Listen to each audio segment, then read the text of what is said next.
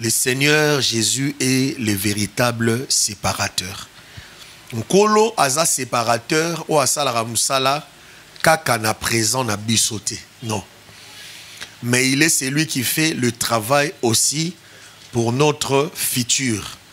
Futur, on a le futur, il y a futur on a na mabelete, mais je parle du futur dans le sens il y a demeure éternelle bisiko bisoto rokende. Le Seigneur est celui qui se révèle na soukayanzela comme étant le véritable séparateur. Il a fait déjà dans l'image de l'ancienne alliance avec des hommes tels que Noé. Au temps de Noé, la Bible dit que Batobakoma s'est multiplié sur la face de la terre.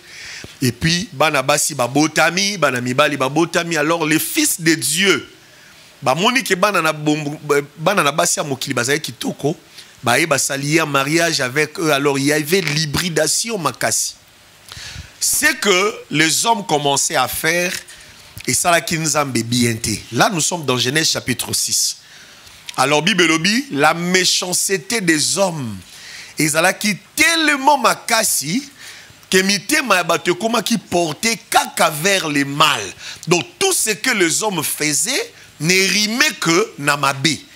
Alors, quand le Seigneur a vu que la méchanceté des hommes est comme qui makasi, et que tout ce que les hommes faisaient, alors le Seigneur s'est repenti d'avoir créé l'homme. Je veux exterminer les hommes. Alléluia.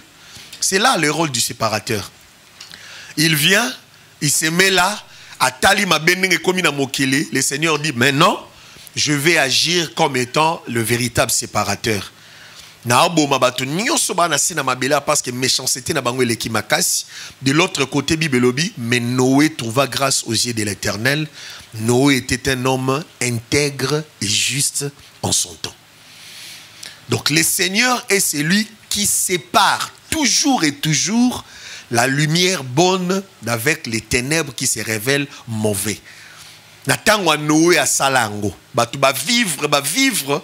Et comme il a souka, le Seigneur dit, je veux séparer Noé, sa femme, ses fils, la femme de ses fils, d'avec les autres personnes. Donc, bande comme sous wano baza qui est incrédule. Na maloba Noa za koebisa bango. Bango ne bazo constitué bandi ya bateau baza na ngambo ténèbres. Tandis que Noé, sa femme, ses fils et les femmes de ses fils, baké na ngambo ya lumière est bonne. Parce que Noé avait le témoignage d'être juste et d'être intègre. Le Seigneur sépara Noé d'avec le reste des hommes. Azwa Noé, à côté ici, na katia arche. Tant que Noé à côté na arche, la personne qui a fermé la porte de l'arche, c'est le Seigneur. C'est pas Noé. Nzambe ye murum takanga porte à arche. Pepe sanzela te na bato mosusu ba kota kuna. Alors bato nyonso bakufa na mai, Noé azaki épargné na libota nae. Notre Seigneur est celui qui se révèle comme étant le véritable séparateur. Asali yango na tango Noé, asali yango lisusu na tango Lot. Lot vivait à Sodome et Gomorre, et le péché, la méchanceté des hommes à Sodome et Gomorre et mataki ti et pas Nzambe. Tant Nzamba moni mabeuana, c'est alors que le Seigneur s'est repenti. Alors je vais exterminer. Je veux exterminer. Alors en voulant exterminer comme étant le véritable séparateur, le Seigneur devait séparer Lot, sa famille, son foyer, d'avec les autres personnes. Et le Seigneur l'a fait. Azwa Lot, azu mwasi naye, nabana, abimisi bango, pe alakisi bango nzela ni nesenge na roba kende pour que bazala épargné na moto oya kokitisa na Sodome et Gomorre. Le Seigneur est le véritable séparateur. Il est celui qui n'a finalité à séparer toujours les ténèbres d'avec la lumière. Mais avant de séparer lumière na ténèbres, nous avons fait remarquer juste une seule chose. Bible na tangwa Noé, la méchanceté des hommes avait atteint son comble. Donc méchanceté à battre comment qui n'a niveau à souka, nous allons se repentir à l'obéna sala et battre pour la nine. Alors faut na séparer Noé na bateau yo na boma. Ba o mususu Noé na pesa grâce.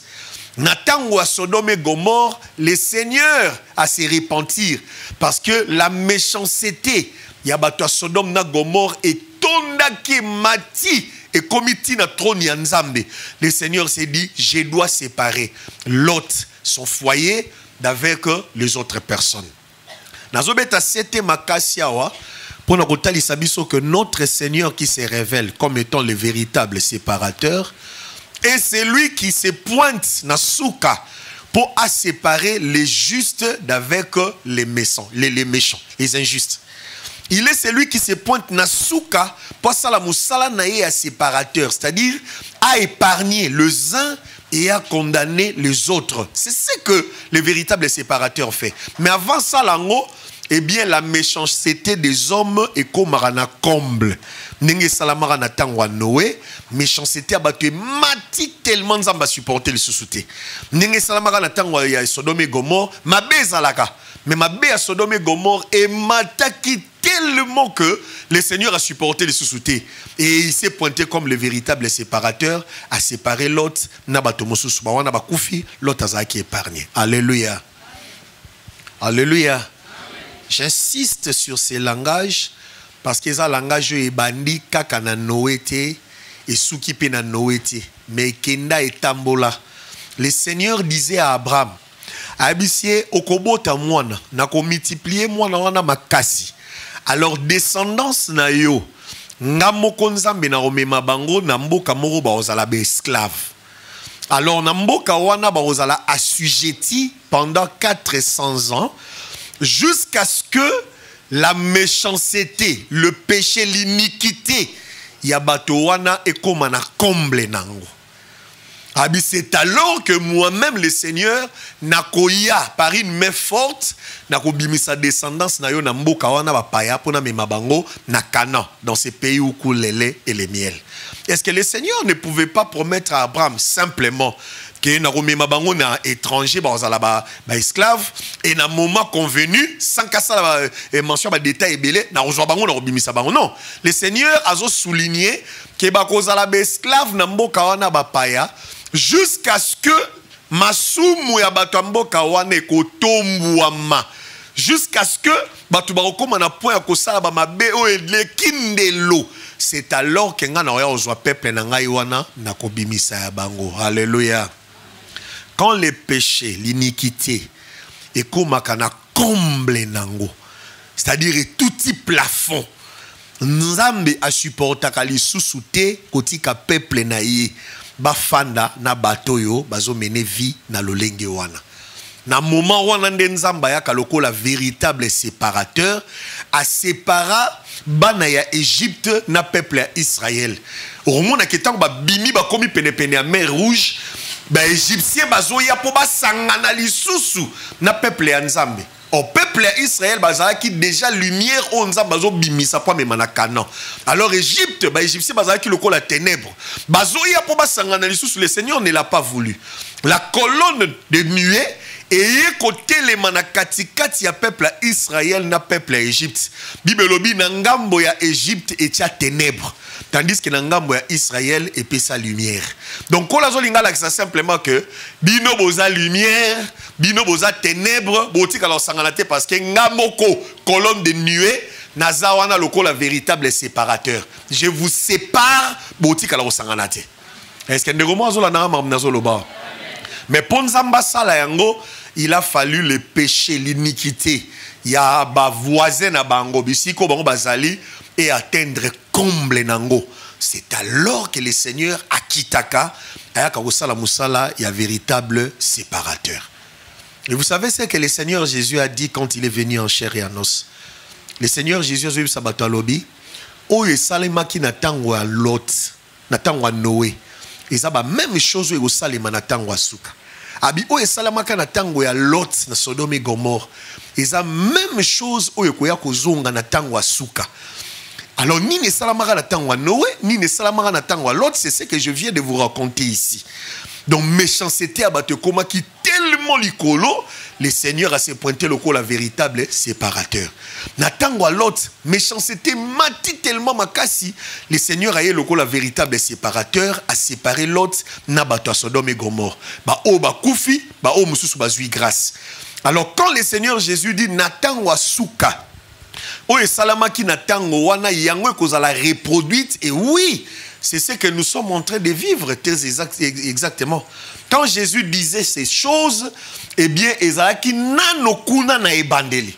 Tango yeso akufia seku ba disciple ba bandi musala nzambe, le temps de la fin est bandi wana na mukola Pentecôte. Le temps de la fin est bandi. Mais vous verrez que les niveaux yo lisumu ezalaki na tango ya suka na ba Pierre, ba Jacques, ba Jean, parce que ils ont vécu au temps de la fin. Donc Pentecôte, yangonde et bandi, temps de la fin est bandi na Pentecôte. Alléluia. Alors le temps de la fin est bandi na Pentecôte, l'issou niveau ezalaki na Pentecôte.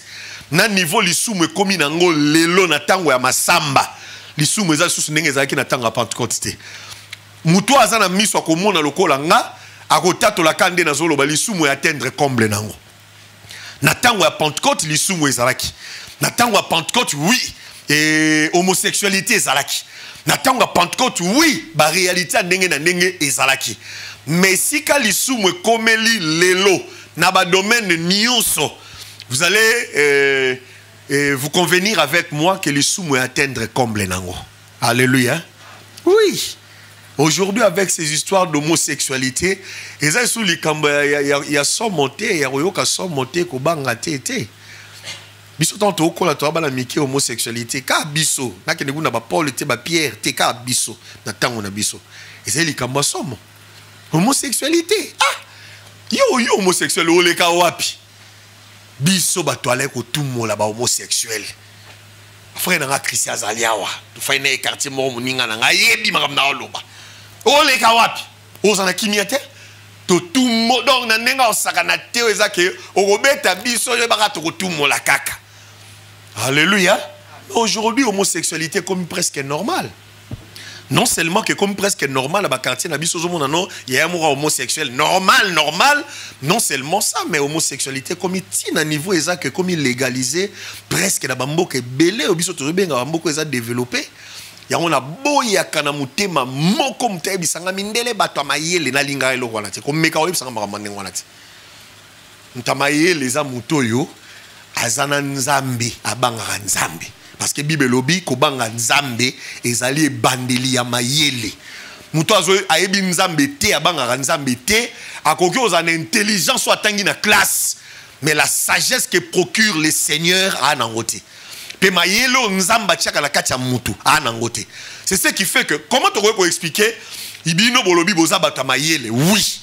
Mais comment est-ce que ki mata mayele o ya bino baniama bakomi ko le kabino na mayele parce que tout le monde a même pas baniama. On n'a jamais mboya mobali azola na mboya mosusu mobali pour que azala naie na bolingo. Tout le monde a honte même chez les animaux. Et quand ce sont les hommes qui le font c'est que moto kiti ti na se anyama. Obi na choqué biso. Je vais vous choquer. Bandeko. Même les mariés, il y en a de ces mariés qui commettent des grands péchés dans ces domaines-là. Est-ce que pour que vous vivre bien en amour avec ta femme ou ton mari, tu dois obligatoirement regarder des films érotiques, des films pornographiques? Non. Non. Et tu veux pratiquer ce que tu vois là dans ces films, tu veux le pratiquer et pas un partenaire nayo. Non. Est-ce que vous connaissez ce que ces acteurs-là font? Ce sont des personnes oyo bazouaka ba kisi ya ndenge na ndenge. Pour qu'adrénaline et mata. Pour faire ce qu'ils font là. Et quand toi tu veux pratiquer cela chez toi à la maison, tu es devenu un pornographe. Non.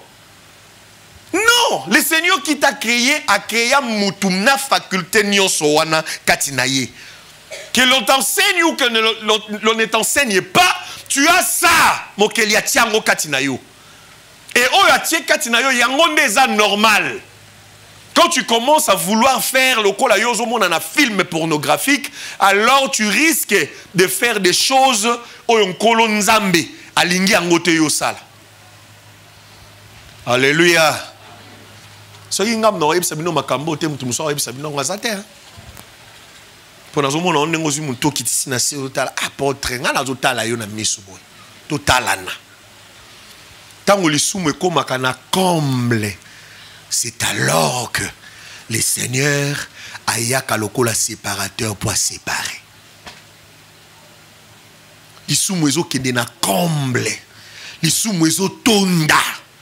Tozo mona. Mais mayele ya ko comprendre ezo zanga epa ya batu na nzambe mingi. Tozo mona. Mais tozo linga te ko simba leson nini nzamba zo linga pesa biso. Tozo mona comment le monde continue na kati église pe zui place na kati église ya nzambe. Tozo mona ngo boye na miso na biso. Mais tozo ko arriver ko comprendre te que to komi na point oyo le Seigneur alinga se pointer lokola séparateur. Agracier ba moko pe ba misusu bazwa châtiment. Tozo mona mais nous ne voulons pas comprendre. Église de Dieu. L'église est à Kafouarte. Église Yanzambe zali flamengote. Église Yanzambe zali sika oyo batu bayaka po baza la transformer. Eza sali ya transformation. Tango il faut s'exposer. Exposer ma toi na évangile et transformer yo. Nous t'acceptons tel que tu es. Tu viens, on t'accepte. Mais quand tu viens, et Seigneur, on dit ma transformation. Église les flamengote. Et si on a permis, nous se coquille au salema. Té. Église yanzambe zale sika o soki bato baye. Baluka bato baza logique. Bagoya kokuta ba on arrête église. Nazalaka contre avis. O bato balobaka. Église yanzambe, église kutu ma be place eza mingi koleka té. Église yanzambe siko batuma beba yaka, mais après quelques temps, il s'engage à la transformer. Donc s'il y a des gens, il s'engage à la juste, et s'engage à l'intègre, tu retrouves dans l'église. Parce que l'évangile est transformé à cœur et à battu. Quand l'évangile ne transforme plus le cœur des gens, c'est qu'il y a un problème. Soit nabato bazo présenter l'évangile, soit nabato bazali liboso évangile bazo yoka. Soit bazo linga koyoka ngote bazo manifester incrédulité, soit bato bazo te évangile bazo te yango malamu te. Alléluia. Non. Église ya nzambe za boîte de nuit te. Et si ko muta koko ya ndenga lingi, lo lenga lingi, ata ba te évangile te. Kaka ba paye mo na wana ba yeba ka église ya nzambe, muta yela ka boyete. Ka mo pagano. Azana mo pagano. Ma yebi que l'église ya nzambe za bongo te. Mais comment? Tous en commun on a quatre églises Yanzambe. Regarde la manière vestimentaire Yabana Nzambe. Ça dégoûte. Donc vous regardez, tu te dis mais oh yo, c'est plus que même un païen. C'est plus que même une païenne. Mais à l'église du Seigneur, et à sali 5 ans, 10 ans à quatre églises, à changer le lenge na ya kolatate. Tozobo ya yo lata eloko malamu te lata eloko malamu okoki lata même robe ya $1000 ils a problème te mais que ça soit une robe o ezali décente eza na pudeur. Alléluia. Ouais ko dans lobe na mokili ezate parce que na mokili donc nyonso etika na mokili komi bolumbu. Na 2001 le Seigneur me faisait voir en vision comment est-ce que mokili ezala. Na mon ndenge ni bana basi ba défiler na écran bazo tambola balati ba robe qui toko le roi yo lati boy ba jipe ba maputa milai bazo leka plus bazo leka plus bazo changer plus bazo leka plus bazo changer plus maputa ezo mata plus ba jipe ezo mata plus ba kilote amikie plus ti bana basi batikali na ba bikini permettez-moi les termes. Moi j'ai regardé le Seigneur me dit Joël, tu vois la condition du monde est comme aboyé. Il y a un gars mandaté binoboté à vérité pour que peuple nzambe base à la restaurer. Au début de 2001, ils avaient ce moi c'est la ti coupa mokiawa mokilezo ganga ndumba bako ba moi même mabanga. La police faut y intervenir. Mais ce n'est plus le cas. Ce n'est plus le cas. Aujourd'hui, oh là. Et là, tu es l'indé en Wanao. Yo so là, tu as robo, yo so là, tu as maman Shekina. Donc là, tu es l'indé en Wana. Coupé à Mukiawa. alati le romo et souki ya le kinaye libumu fait mon nana ce zo mon nana te c'est que libumu ne c'est bien te et tant bazo qui t'a papa pe mutazo ebisa tu pars déjà oui papa je pars déjà viens ya rozo mon taxi express papa PC mon taxi express oui ils a bien te ya bande ko na bien te alléluia Bibelobi mokili ekokoma na stade wana lisumu ekoma na comble. Et tant que lisumu ekoma na comble, vous savez ce que ça crée dans les élus du Seigneur, l'épuisement. Bato nzambe bana na nzambe ya solo soki ba otala mokili ndenge komi créaka épuisement. Et tant que le peuple akomaka épuisé, c'est-à-dire akoka lisusu ti na moment wana nde nzamba zwaka peuple à côté de la carte à repos. C'est ce qui s'est fait avec Israël. Batamboli dans le désert. Obi Israël a combien de temps dans le désert? 38 ans. 40 ans dans le désert. On a 2 ans. Comme na Kades Barnea. Il fallait pas qu'on ait 2 ans. Mais tant que tombo ke linzambe nzamba bisi Moïse balusa bango na désert pour na bouma batunyo so bayimi. Donc basalara 38 ans ya contour na désert. Tant que comme épuisé na 38e année, épuisement wanande tindika nzamba zwa bango à cause sa bango na kati ya kana bazui repos. C'est de la même manière avec cet homme. Moi mobala za na piscine à Bethesda, asala 38 ans na maladie. Tant que kokisi 38 ans épuisé. Azo mona sous sans sa vite, mutoza sous souté penepenaye, azo ba soutenir na sala 38 ans épuisement, alors yesoya a payé repos. Quand on fait 38 ans, les chiffres 38, c'est un chiffre, il y a épuisement. Quand on est épuisé, le Seigneur vient te donner maintenant les repos. Et c'est de la même manière avec nous, le peuple du Seigneur. Le saint d'aujourd'hui, moment toujours passé, chiffre 38, c'est coquille va vie nabiso. Le vrai saint, le vrai juste, les hommes intègres véritablement, dans un moment où on va sentir épuisement. C'est-à-dire que tu es comme épuisé, tu es comme fatigué. On ne sait plus vivre sur cette terre à cause de ce qui se passe à gauche et à droite. Quand tu regardes à gauche, tu vois la manière vestimentaire des gens. Tu regardes, tu te dis, mais tu vas vivre sur la mokile. Tant que tu manière vestimentaire, au balou qui koto, au tali degré à méchanceté. Tu regardes et tu te dis, tu vas vivre ndenge nini. Alléluia. Attends, la maladie aux hommes, les maladie à Satan. Coronavirus, première vague, deuxième vague, troisième vague. Bandeko. Est-ce que ils ont battu nous pour ça vivre ici, les calicolora avec bloco? Biso attend sous tout le monde. Imaginez quand on perd 4 à famille na yo, na maladie qui ndoki boy. Est-ce que ils sont même pour ça vivre? Ce sont des choses qui ont créé épuisement dans la vie à battre.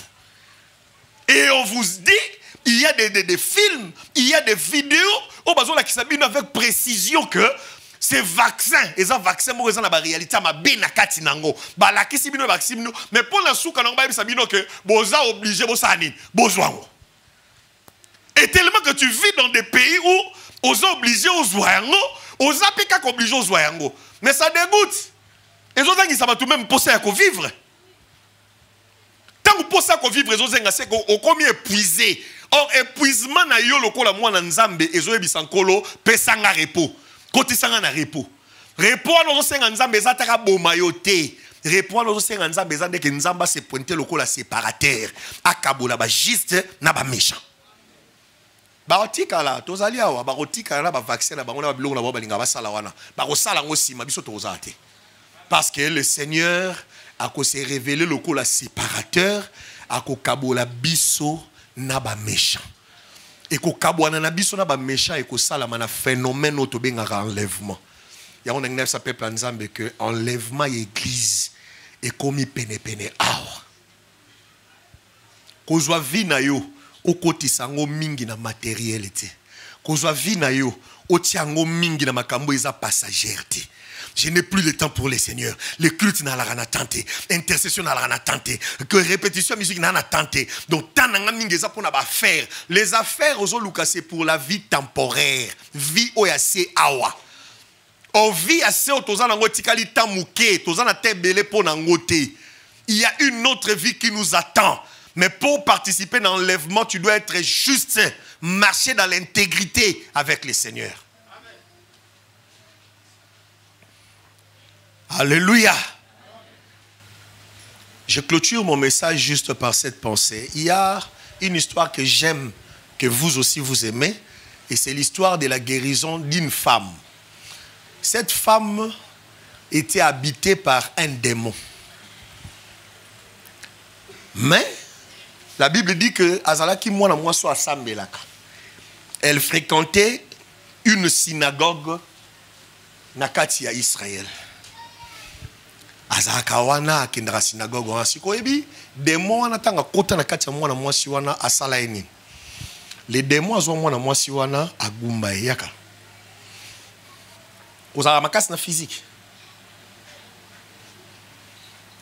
Bah. Gumama. Démon agumba mwana mwasi obo. Gumama ko? Démon agumba eboy. Mais ayak église tango nyonso azongaka.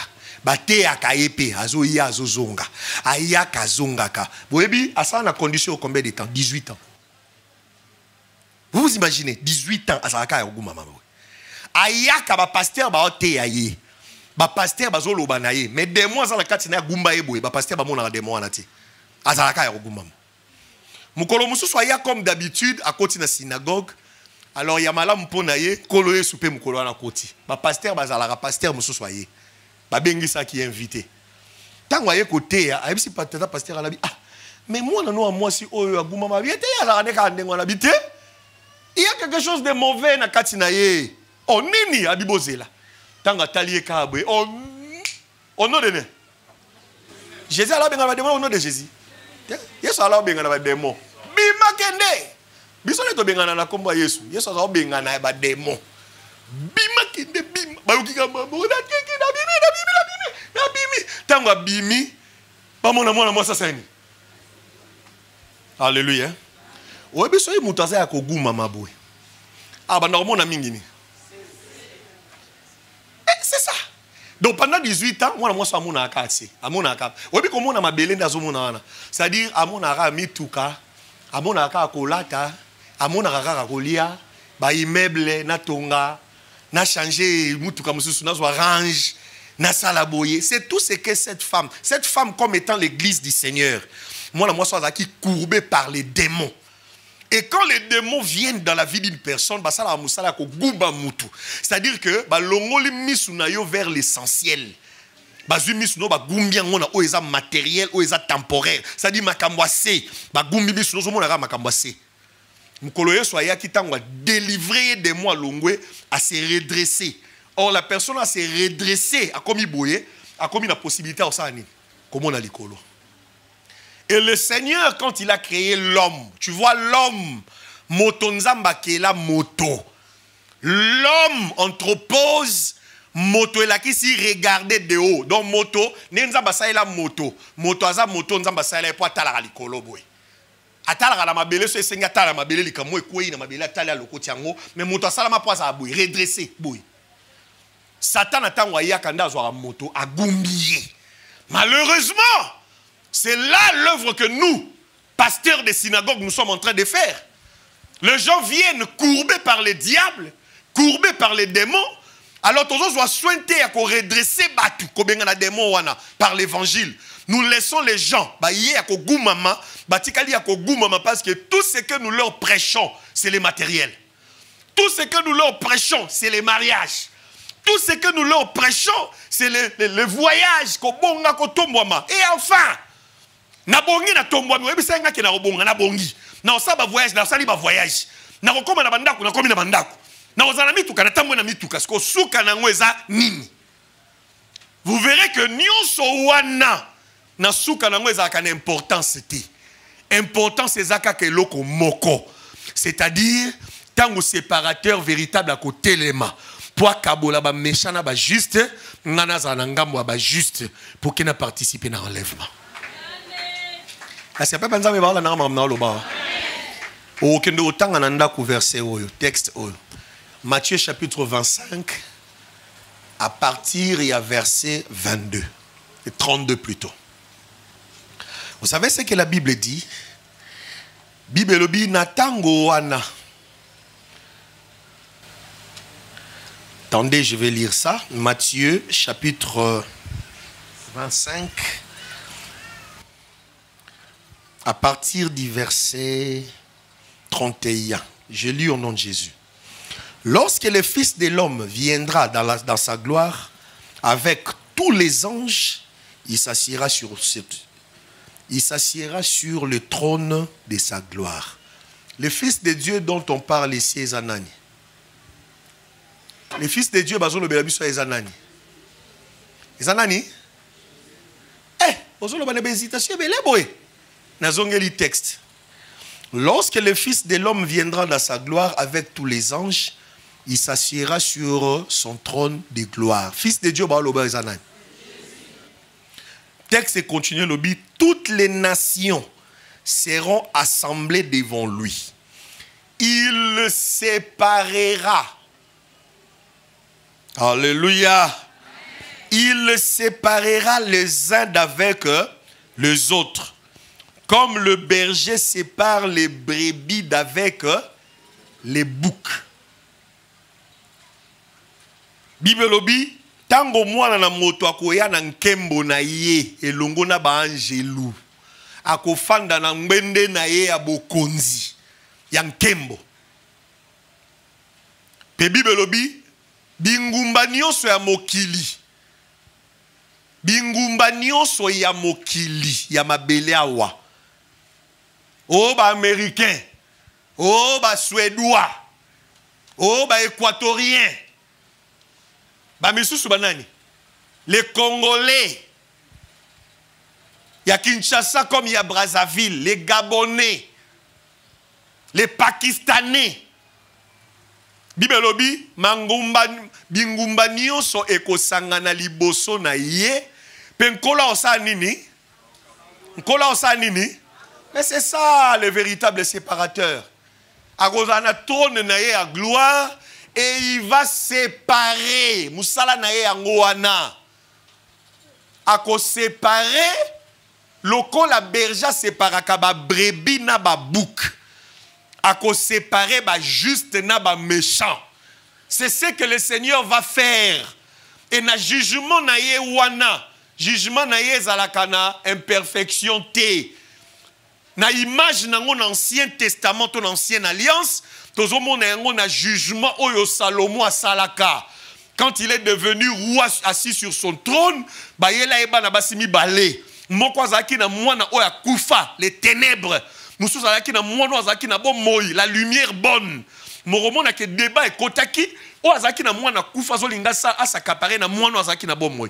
Mais Salomon comme étant celui qui était sage, Salomon a jugé qu'il likambouana, puis après ça qui mwana azana bon moi pas muto azana raison, mwana moi ça azana raison.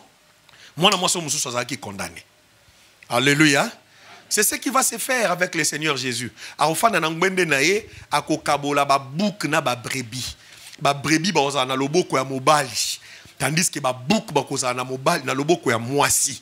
Les justes ba ko kenene sika malamu, les méchants ba ko kenene sika mabe parce que le Seigneur est celui qui sépare. Il séparera. Celui qui fait le travail de séparer ici, c'est le véritable séparateur. Bandegomoni nyonso to lukaka nyonso mukolo to kanga misu to kufi nyonso etikali yango mona ngando mona nga ezane lo mo teleki motu ya lwa kolia na vinanga kosekate ezane lo mo teleki motu ya lokola kolia na regretaka je regrette obiton nazaka kokola na mo amuke so zaka kolia évangile fleuri, surtout évangile Benjamin. Nae baraté so azakuna place à Congo alors a commencé boli anaye ondibate. A oli akamo boule fufu mon que Benjamin a 12 boules. Boule mi kebo était ami mineur. Ali 8. Maman zo bakisi les cap. Dadi boyete. Oh maman nzala. Asisi 8 wana zota la ka maman. Maman biso longolo banini. Ongala to lite ko bikindoki. Ezo kendo wapi tala nzoto mikia. Donc tozaka kolia penza ya kolia o santi kozolia place biloko ekende banati. Mais tant on dit au col la maman nzambo yo ba jeune en tout cas nzambe fa futa biso ba jeune ba prière bon ma petit nyonso. Moi je mangeais pas. Je mangeais presque pas. Ça la ba jeune ba 6 mois au melaka ka sucré na maltina na moi gâteau na soir 6 mois. D'autant que aussi ça 6 mois no beli tuberculose. Aujourd'hui, ça la tuberculose, ça dit appétit à la kate, bande quoi appétit koufa. Aux alano pe na mbongo pété, appétit en pété atei. Allez tant moi mbongo mike comme au mona na sinza me la bive limbisanga sanga grâce. Zongi selanga appétit. Alléluia. Nzambe mina zongi selanga appétit, malgré na liaka na ngaka malonga te, mais nzambe mina zongi selanga appétit. Satan nga sala nga ba jemoro mikolele ki na lia ba desu be motema moto na lia mana na ko lia yango na ko mosombela ngo phosphaligel na tiewana na lia na 6 na meli phosphaligel donc na ko tikate donc ngelo eleki ko lia na vie na ngeza raté parce que so na lie na silisi so na kufi na kena ngai mais nyonso etikali o mutuka o na so na kufi ka siko monika nia wana pembeza wana ekomi ya mutu mususu le roi to sala communauté de bien moi si atika ina ce que la kanka misu kasi ko nia wo mona etikali ya mwasi. Alléluia. Na lia na mela lia mela on a ça mwasi na ngana obosa nzela dendo tono tata mkomote na ebi ba place nyonso bateka dendo tono ata la bangaba na ebi nzamba pambola yo